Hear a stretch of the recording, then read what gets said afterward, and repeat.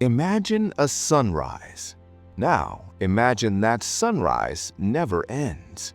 There is no sunset, there is no night, there is no twilight. There is only the star. You are standing on a world where time as we know it doesn't exist. You look up and the sky is not a dome, it's an endless stretch of land fading into the cosmic horizon. You aren't on a planet, you aren't on a moon, you are standing on the largest habitable structure in the known universe. Forget Dyson Spheres, forget ring worlds. Today, we are talking about the heavyweight champion of megastructures, the Alderson Disk. A structure so massive that it makes the Earth look like a single grain of sand in the Sahara Desert. Welcome to Voyager 2300. Today, we are stepping onto a CD-shaped world that is thousands of miles thick, wider than a solar system, and home to a trillion people. But be warned, this isn't utopia, because on the Alderson Disk, if you walk too far in the wrong direction, you don't just die, you burn. Intro music and title card transition. So what exactly is this thing?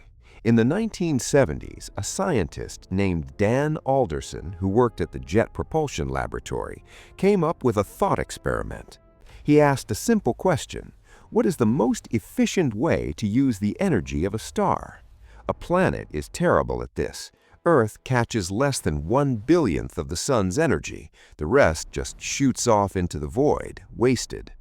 A Dyson sphere is better, but it traps the star inside a shell. It's claustrophobic, and gravity gets weird. Alderson's solution was elegant and terrifying. Take a star. Now build a giant, flat platter around it. Not a ring, a solid disk. Imagine a vinyl record or a CD. The star sits in the hole in the middle. The civilization lives on the flat surface of the disk. Let's talk about scale, because the human brain literally cannot comprehend how big this is.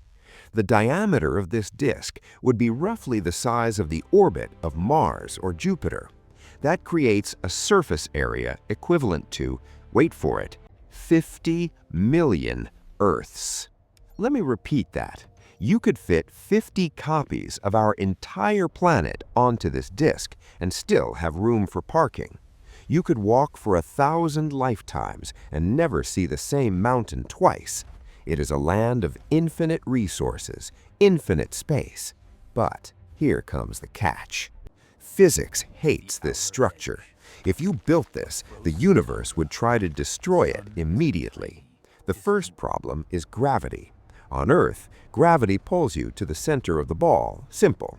But the Alderson disk isn't a ball, it's a flat sheet. If the disk was just a thin sheet of metal, the star in the middle would pull you sideways. You wouldn't stand up, you'd be dragged across the floor toward the sun until you fell into the hole. To fix this, the disk has to be heavy, insanely heavy. It needs thousands of kilometers thick. It needs so much mass that the gravity of the floor pulls you harder than the star pulls you sideways. Essentially, the disk has to weigh more than the sun itself.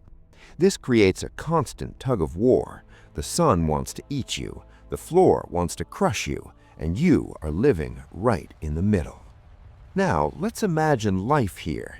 Because of the geometry, the sun is always visible. There is no night, ever. Sleep becomes a concept of the past, or something achieved with heavy curtains. Plants would grow non-stop. Forests would be titanic, alien jungles that never sleep. But the strangest part is the Goldilocks zone. In Earth, the whole planet is habitable. On the Alderson disk, location is everything. If you live near the inner edge, the hole where the sun sits, you are in hell. The radiation is intense. The heat would boil oceans instantly. This is the Scorched lands, a ring of fire and molten rock. If you travel to the outer edge, away from the star, the light gets weak, the warmth fades, the ice freezes into ice sheets miles high, the atmosphere turns to liquid nitrogen. This is the frozen wastes. But in the middle band of the disk, there is a strip of land, a strip that is millions of miles wide. Here, the temperature is 25 degrees Celsius. The winds are calm.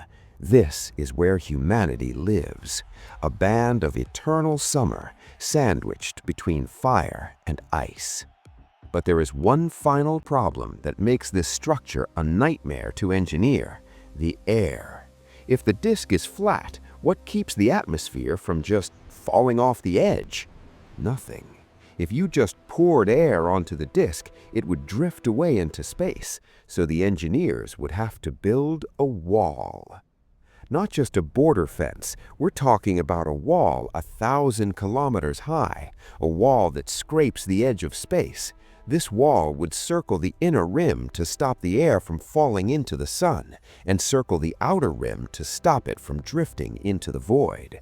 Imagine looking at the horizon and seeing a barrier that goes up forever. So could we build it in the year 2300? No. In the year 3000? Probably not. The material required to build an Alderson disk is more than all the matter in our solar system combined. To build this, you wouldn't just need to mine asteroids. You would need to dismantle Jupiter, then Saturn, then every other planet, and that still wouldn't be enough. You would need to drag other stars into our system, rip them apart, and turn them into construction materials. It is the ultimate act of a Type 2 civilization. To build a home, you have to destroy a galaxy. But if you did, you would create a world where war over land is obsolete, a world where overpopulation is mathematically impossible, a world where you could start walking east and walk for 10,000 years and still be discovering new empires. The Alderson disk is likely impossible. Gravity would probably collapse it into a black hole before we finished the foundation, but it represents something beautiful. It represents the human desire for more space, more light, more life. We might be stuck on this tiny rock for now, but in our minds, we're already building worlds that span the stars. If you want to explore more impossible megastructures, make sure to hit that subscribe button and tell me in the comments, would you rather live in the frozen wastelands or the eternal scorching summer? I'm Voyager, and I'll see you in the future.